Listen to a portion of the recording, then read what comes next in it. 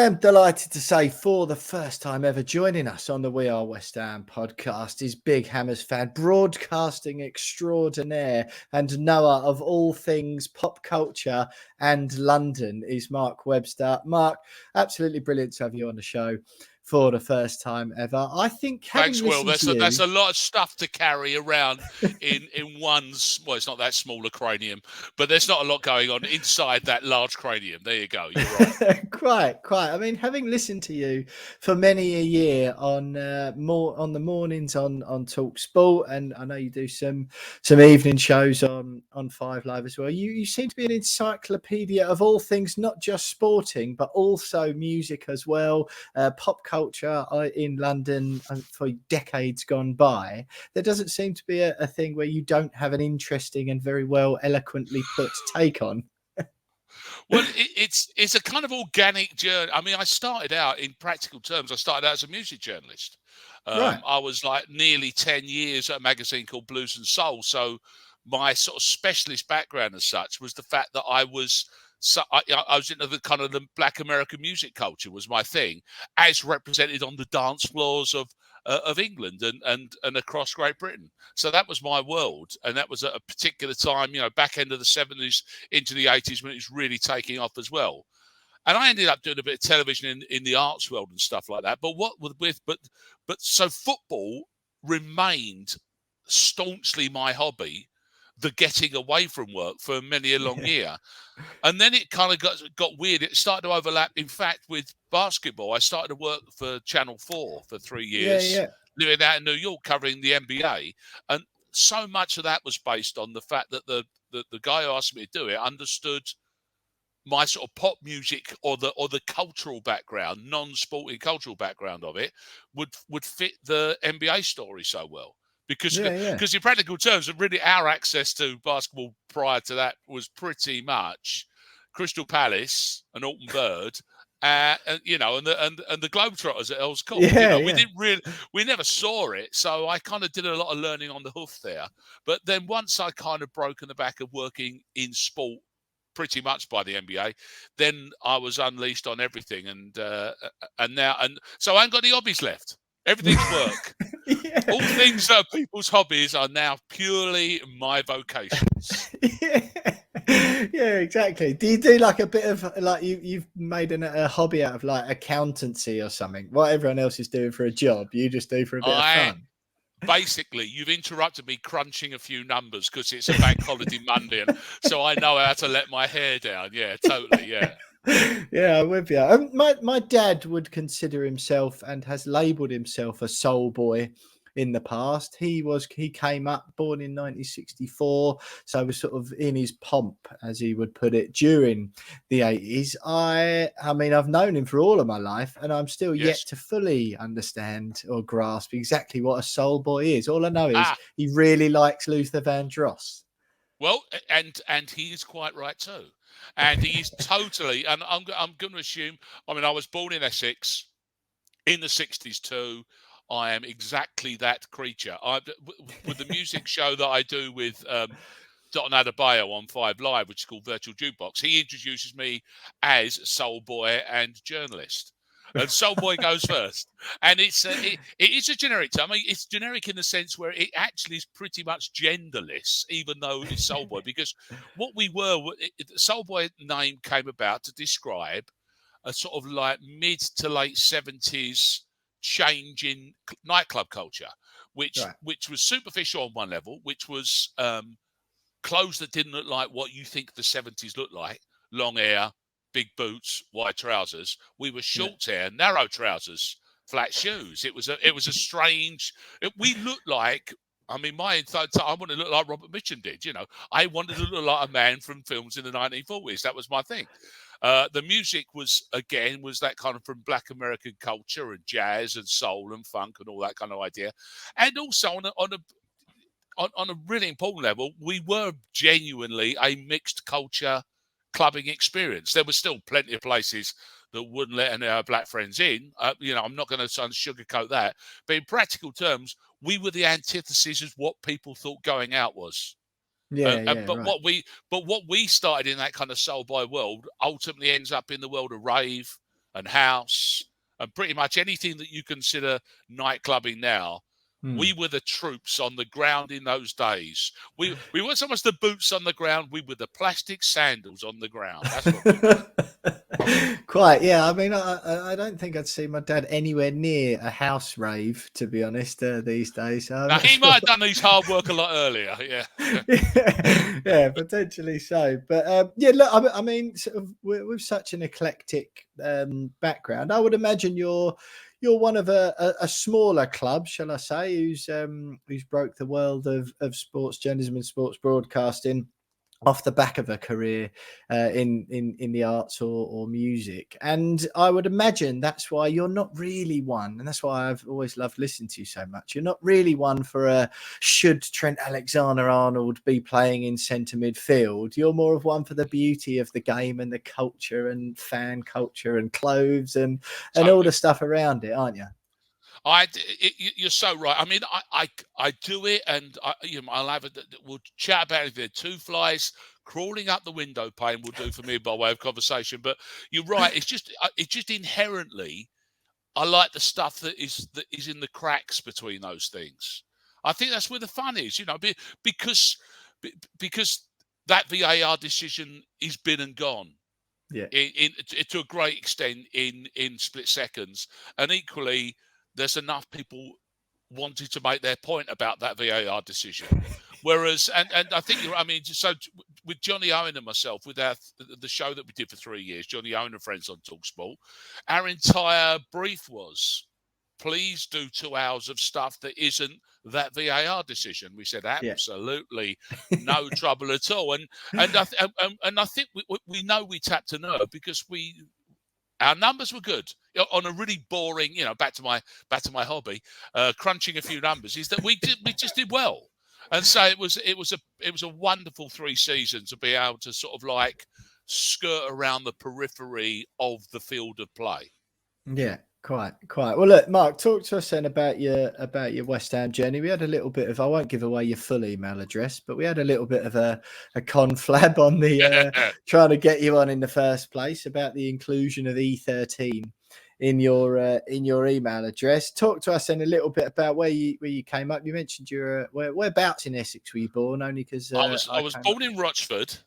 Rochford Hospital, but very quickly, this is where it gets a bit strange, is within 6 months, my mum and dad had taken a pub on over Tower Bridge in enemy territory in Bermondsey. Right. So I actually still there, the pub? It went in lockdown. It had hung on in there for dear life. It's now the physical shell of it's still there. It's some posh flats now, as it would be. It was on Bermondsey Street called the Hand of Marigold, and so that was my formative years there. But I grew up. My dad was Arsenal, and liked going to Arsenal. But my mum was born pretty much next door to the bowling ground. Right. She said, "Well, the old man's not going to take you to football, so I will." And so she took me and my brother to West Ham fundamentally. But his line always was, pot hunters, 1966, glory hunters. That was the theory behind it. But so we lived there. Then we moved down to we were kind of part of the London Overspill. So then there's a lot of years I spent big council estate where the Ruddocks came from, down in Ashford in Kent. So I went to school with the eldest Ruddock, Gary. Did you live in Bermondsey then? Did you live in? We lived in Bermondsey for 6 or 7 years of my life. Right, yeah. Okay. Yeah. So then the Ashford part came in. Went to school with Gary, his brothers Colin and then Neil followed in line. Yeah. But when I got older and started a family, we moved to West London. And then when the kids grew up, me and my missus spent 15 glorious years getting round to E13, living in Canning Town. Wonderful. London E13, God's own postcode. And which is when I acquired my email address, as indeed you point out, and listen, that can stay. I don't cling on to the past for dear life, like probably a lot of people my age. Certainly through conversation and the nature of people of a certain age not liking change. Once we moved and all that, but I still do like the fact that I've just carry a little bit of around with me, kind of. Even on here, I'm pointing to my upper left arm. there's a tattoo of initials, which is all my grandkids. But at the bottom of it, it's E13 is etched into the shield that carries my grandchildren's initials. So excellent stuff. Excellent. got to be done. So your West Ham sort of journey then, have you always been, I know you go now, I haven't caught up with you around this season, but I assume you got your tickets again. You sit in the main stand, but give us a little bit about your sort of journey, and obviously you said there that your mum took you along. Have you always been a match goer, a sort of card carrying West Ham fan? Not necessarily. Well, card carrying in the sense where but not always had a season ticket, and of course you didn't always have. Didn't have to, did you? Yeah, no. But equally, so I went.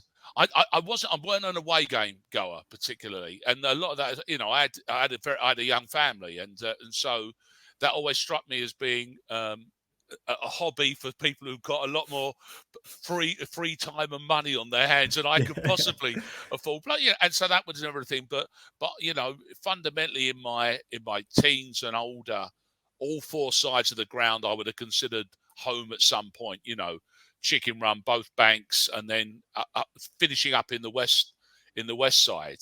And we sort of transposed over to, which is, of course, is what they told us we would do when we all went down to the Westfield, didn't we, and looked at our virtual seats. And let's be honest, we may have all been kidding ourselves that it was simply that all you've done is you've disappeared up into the sky, you've flown 2 miles as the crow flies, and landed at exactly the same thing. Just a little bit further west. Not quite like that, but once again, not a problem for me. And I always say, not a problem for me in the way that a lot of us say it's terrible, it's a tragedy, etc., etc. I was immediately convinced when I first walked in with 2 of my grandsons who were just absolutely wowed by the experience. And of course, immediately I thought, well, it's not for me to get annoyed about this because it's their legacy now. I've kind of, I'm at the other end of the West Ham arc. They're starting theirs, and they love the place, and so I'm prepared to go along with them on that. Yeah, I think it's always it's going to be difficult, isn't it? Like for me, I got a decent chunk of. I started going my first ticket when I was about 9, but first went when I was about 5. I think it was 1997. And then first year was the year we went the year we went down. It was my first season ticket year with Glenn Roeder and Defoe and all that sort of stuff. It's just good to get these things out of the way, wouldn't it? Yeah, exactly. Yeah. I don't think my dad was that keen on signing me up again after that. But I had the whole thing about Upton Park, and it's really difficult. You meet new girlfriends or people who don't really know about football, and it's near impossible to describe what a pull a place can have on your heart and all the history behind it and memories I've got with my dad and my granddad, and you all have the same, no doubt. So will tens of thousands of others. It is hard to describe that, and there's obviously an element of that associated with the move. And I mean, I'm only 31 and I'm still feeling like an old man going, I don't really like it. It's all a bit modern and it's all a bit this and that. But I used to sit in the East Stand upper, moan that at half time you had a choice between having a wee or having something to eat. You could never do both because there was one set of gents in the upper tier of the East Stand. No, exactly. See, what you're totally right is, and weirdly enough, this kind of feeds back possibly into the way that I kind of do my work anyway. It's this kind of like the broader church. You kind of got to take, try and give everything a little bit of context. Is that if you talk to some people, you think we never lost a game there in 35 years. Yeah. And there was never a bad atmosphere.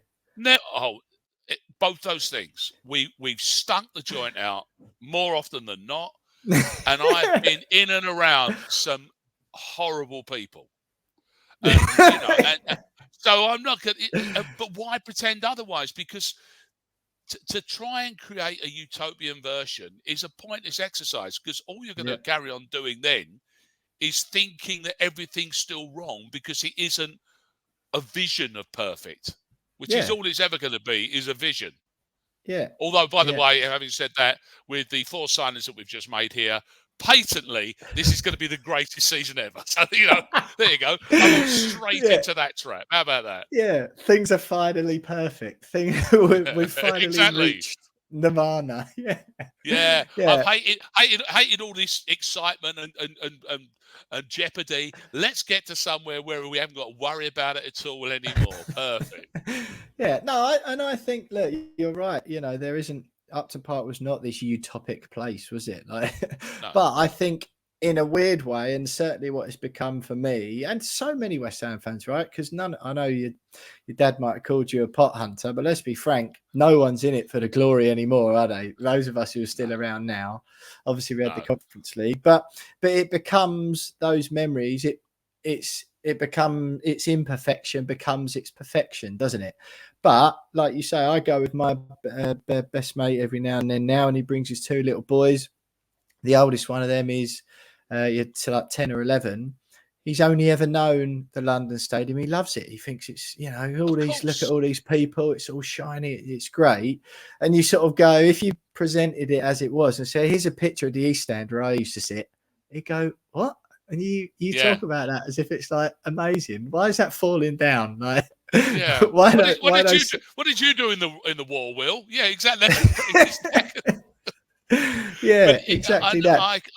I've always my old adage, and particularly because again, even you go, our owners from when I was a kid onwards was another dark side to any kind of parts. We didn't know so much about, the information wasn't quite so freely available in those days. But, when it started, we got to discover quite how our club was run.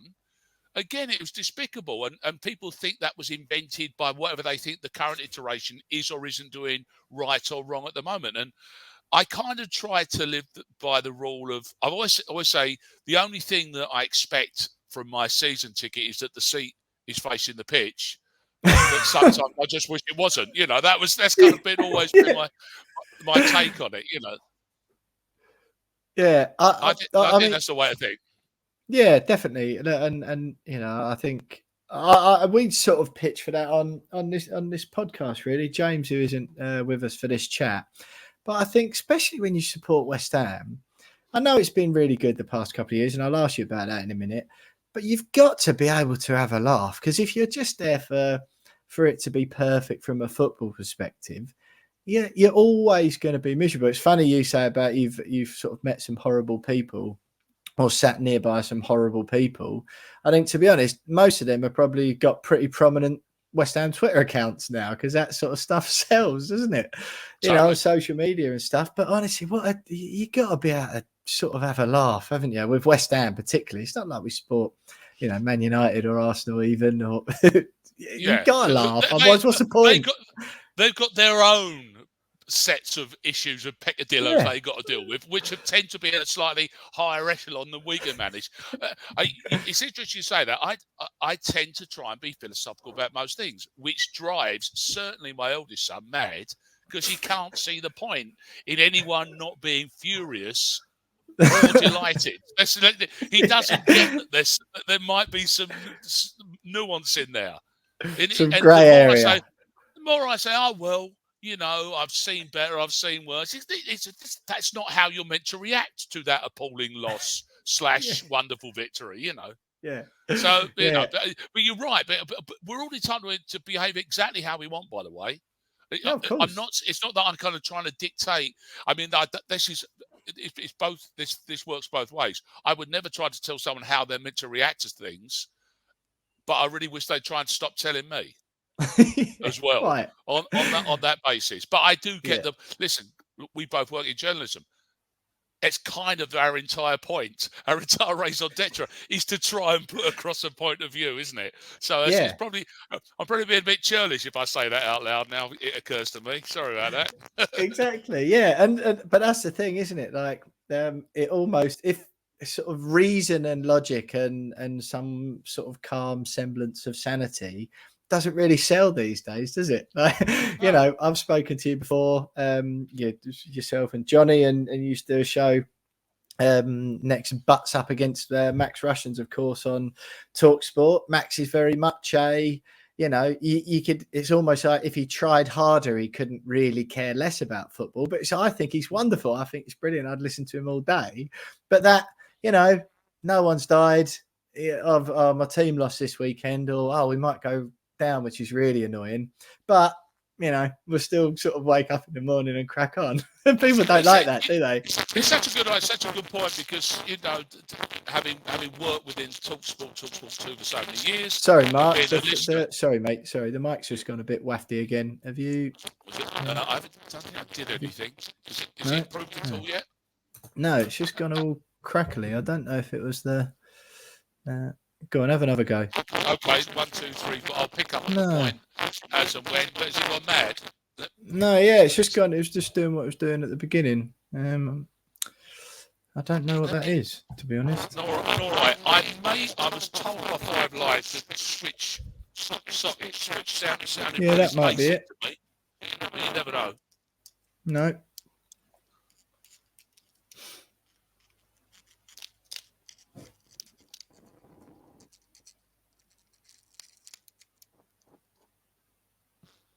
Right, switch sockets. Can you hear me at all? No, I can hear you. It's just sort of makes it sound. You sound like an alien, like they used to do on the old. That's weird because that happened briefly. I don't know what that could be. It's nothing to do with the. Yeah, I don't know the actual. I know it sounds basic, but it seemed earlier on you just like I don't know if you jiggled it or just moved or what, and then it was all right. Right.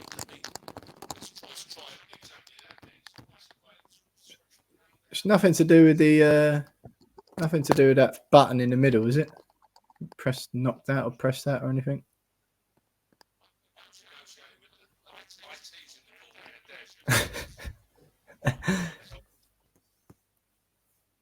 If not, I don't know if you've got a like an inbuilt microphone in your laptop. It'll certainly be better than the alien effect.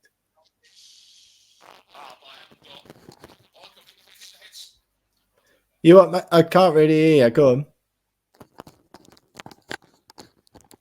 I could try that. This is a new to me. Right. Where do they plug in? In the back. Yeah, because it is alien. It just sounds like you sound like an alien all of a sudden. Right. Okay. All distorted. I've got headphones. I've not tried the mic on the computer, so I could give. Yeah, I mean, they're not usually terrible. They're not great, but I mean, it's clearly going to be better than what the bleeding hell's happening now. Yeah, hang on. It sort of seems to. Yeah, go on. I don't know what you've done. Yeah, go on. Just what? Never move again. It seems to have cleared up a little bit. Yeah. Okay. Yeah, there we go. Yeah. I hit them with my hands. I think that I'm not even joking. It does seem like just give them a jiggle. That is ridiculous, isn't it? Yeah, I know. I mean, I spent the last 5 days trying to be clever, and I should just hit it with a hammer. Just whack them. Yeah, you know, like they used to do on the top of the tellies. Yeah. Yeah, exactly. Yeah, way. I probably just knocked it out of kilter again now, haven't I? But, it actually has just worked. Right, I can't remember what. I can, if you like. I could pick up. Yeah, that'd be lovely. I was going to say nice things about talkSPORT, because it was the point that you were making. Oh yeah, just about Max and it doesn't sell that. Yeah, sure. Great, yeah. So I worked at talkSPORT and talkSPORT 2 for years. Was a listener beforehand, and I've also seen the criticism that goes with that. And it goes back to your point: is that Max isn't Simon Jordan, who isn't Alan Brazil. It's on fundamentally 24 hours a day, 7 days a week. It's full of people with expert or passionate opinions, and guess what? They don't all line up like ducks. And that's the way it should be. There's no reason for that station to have to try and have one view. You know, it's not 1970s Soviet Russia over there. No, I can assure you. I mean, can you see Simon Jordan working in 1970s Soviet Russia? It's not going to happen, is it? He'd be straight in the gulag, wouldn't he? You'd never see him again. Never see him again. So, Mark, then talk to us. And you sort of a nice little link in there, but you're talking about what it's like at the moment. How does it compare for you now, current modern day West Ham, and not so much your experience, but just the whole thing, I guess, the football, I guess the experience, but just how does supporting West Ham in 2023 compare to how it has at various stages of your life against whatever optic measure you want to measure it against, I guess? Well, that's a strong point, because what you've asked me involves a lot of memory. So let's immediately eliminate that from the inquiries. I'll put it this way: is perhaps the last 3 years, I'll be that specific, it's because of last year being such a bizarrely schizophrenic season of utter, dejectful, grey, bland, relegation-threatening football, and a euphoric cup win. Which is just madness, in the same season with the same manager, the same coaches, the same set of players. How does that happen? Well, it's in the same way that the season before and the season before that, everything suddenly started looking a bit rosy again. But then we think, okay, but we've hit what is our natural limit. And now we arrive, as you and I are talking, it's the day after Mohamed Kudus has signed. And we suddenly look like and after what appeared to apparently, you may know better from being inside the world of football journalism, is the apparent feud that was going on between David Moyes, the manager, Tim Steidten, the new head of football, and of course, poor old Mark Noble has gone, well, that was a tough old 20 years plan. I'll just stick a tie on now, and it's all the quiet life at my old club. And guess what? It's not been. So I kind of am praying at the moment for something a little bit, again, utopian, in the sense where I'm going to struggle to see a better game of football this season than our first home game. Yeah. Are we going to see a better game than 3-1 against Chelsea with 10 men and a save penalty and blah, blah, blah? Yeah. I hope I do. But I also don't mind if I don't, and it's against Chelsea, and then again we're fresh off the back of an incredibly strong performance against Brighton, in which game plan was executed almost perfectly. We're off the back of a couple of games in which Thomas Souček and Mikel Antonio seemed to have discovered form that apparently had disappeared without a trace, certainly last season. And again, I'll go back to the fact that we can add in there some new signings who look terrific, and also look like, at the same time, a signing by our new director of football, whatever his type might be, and David Moyes. So this apparent tumult that was going on, there's 4 footballers that seem to fit both their bills. So what's not to like? Yeah, but I sort of struggle with a lot of the negativity of stuff. I say I've sort of been not a home and a white, but certainly a season ticket holder for the vast majority of my life, and it just just becomes part of your calendar or whatever. So I really struggle with a lot of the negativity. Even last season, I know it was bad, but I'm still going. You've got to look holistically. You've got to look at the bigger picture, especially as we've then gone on to win a competition and win a cup and lift the trophy. All right, we had a dodgy season, but it was by no means the worst I've seen over there. We didn't actually ever really look like going down. We were still performing well in the other cups, which is also important. I know different fans put different weight in against which they want to perform in, but I'm just sort of looking at it thinking, how is everyone not really enjoying all of this? Even, I know it's hard when you're going week in, week out, and the football, you perceive it or deem it to be crap. It is hard then, I understand that. But I'm really struggling holistically that everyone isn't absolutely loving it at the moment. And everyone isn't absolutely loving David Moyes. John Lyall, for example, one of our greatest managers ever, if not the, he'd had blips, didn't he? He had off periods. He took the team down. Went down. Yeah, exactly. Yeah. But there's no room for that anymore. It doesn't seem there's any room for dips anymore. It has to be upward trajectory at all times, or you're the worst thing ever.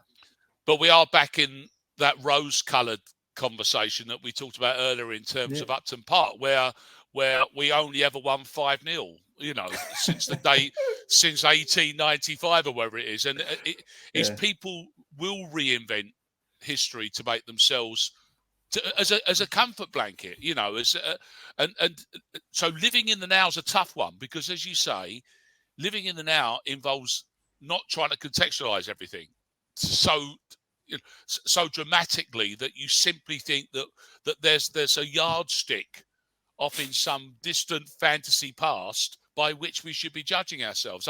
It doesn't make any sense to me. It doesn't help me enjoy the football or not enjoy it any less to not have that there. However, having said all that, we were terrible in a lot of home games. Terrible to watch. Yeah. And I thought there was a point where I thought Moyes could do no more to protect himself and his job, except the European games came along. Yeah. And then he absolutely earned the right to, at the very least, which is what I think it would technically be described as, he's earned the right to see out his contract by winning a European trophy. And then again, there was that slight sense, and oh my God, how could we have come off the back of a cup win and 5 minutes later there's more aggression and spirit being shown in a ballroom than we saw on the field of play in league games for virtually the entire season. But then again, but as I say, that seems to have resolved itself. Yeah. You can't. I don't think you can. I watched Tottenham at Bournemouth just as a kind of barometer, and there was a point in that game where the other goal that they got was the other goal that Bournemouth got in our game. And we weren't far off of the way that Tottenham kind of won their game, which also means that we weren't far off of being perfect in terms of points. Yeah, quite.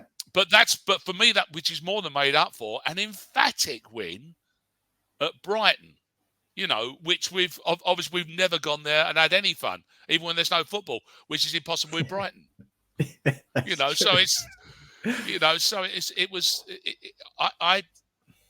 I'm genuinely happy to be probably too excited after 3 games.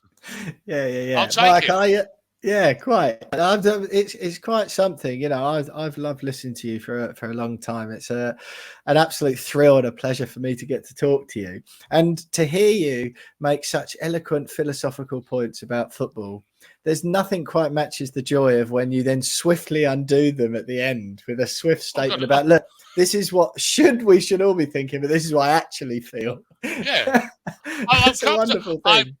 I'm comfortable with heart and mind living as far apart as Stratford and the bowling ground seem to do at times. It makes perfect sense to me. I get that entirely. Absolutely. Look, Mark, I've kept you for a while on your bank holiday Monday, which I really appreciate. Anyway, before I let you go, just give us a sort of quick. I want to drag you into some of the nuts and bolts of football a bit. What do you expect first from Luton on Friday night? First Premier League home game for them at Kenilworth Road, and then just for the rest of the season generally, Europa League draw on Friday. What are your hopes and expectations for both of those things? I would, even at this stage, I would take not losing to Luton as being good, a decent result, because you can totally see how they will be up for this game. That's so I would again. But having said that, quietly in the back of my mind, saying, "Have you seen the way we played at Brighton the other day?" So I've got the devil and the angel on both my shoulders on that one at the moment. Europe, I'm extraordinarily optimistic about, because it would seem that we've got the makeup to do well in a European competition. Only now we've also got more of that, mate. We're slapping that makeup on now, like it's a big Saturday night out.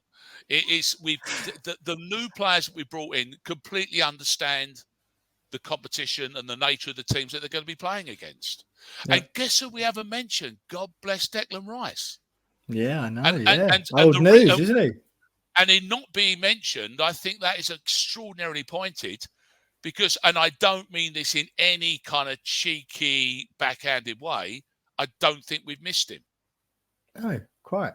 And I still hope that apart from 2 games of the season, he's the best English footballer in the league. Yeah, exactly. And do you know what? He might be. Yeah, he could be, to be fair. He Yeah, may just be that fella, who yeah, knows? Well, obviously, exactly. Mikel Antonio, but aside from that, it's yes. But outside of our club, it, it, Declan Rice, bizarrely enough, and of course, it's always going to be like his departure and that money is why I feel that I can talk optimistically about the way that this season feels like it's already unfolding. Yeah, absolutely, And mate. so I Absolutely. salute him. Yeah, quite. Listen, Mark, it's been absolutely brilliant having you on the show for the first time. We hope you can get you back again. Just let people know, if they don't already know, what you got up to at the moment. Where can they hear you, read you, find you, whatever? Well, the two things I am every other Wednesday night. You can catch me discussing music and stories with the audience on 5 Live in a show called Virtual Jukebox, which I do with Dot and Adebayo. At the moment, you can see me interviewing Steve Harris from Iron Maiden on the West Ham website, who I caught up with because he had a game of football over at the training ground a few weeks back, and I went over and chatted to him about it when the new shirt came out. So, I will be contributing as well to the West Ham programme during the course of the season. Strangely enough, wallowing in nostalgia in not particular football-y ways. which would be kind of where we came in. And what I'm also going to do, and I just took a photograph of it because I was so excited, and your dad will appreciate this. I send you all the way now with the task of YouTubing a record called Could Heaven Ever Be Like This by a drummer called Idris Muhammad, which came out in probably 1977, which I bought and still own to this day. And Yeah. it was on the Kudu label. And with a very small stretch of imagination, the name Mohamed Kudus can be extrapolated from that particular record, and it is an absolute soul boy anthem. So it's perfect. There we go. Look, Mark, it's an absolute pleasure listening to you and talking to you all the time. It's been a thrill having you on the podcast. We hope you have you on again later on in the season. If you're going to listen to Definitely. anyone about football, about philosophy, about music, about life, Mark Webster is your man. Journalist, broadcasting extraordinaire, but most of all, huge Hammers fan. Mark, it's been a thrill to have you on the show. Thanks very much.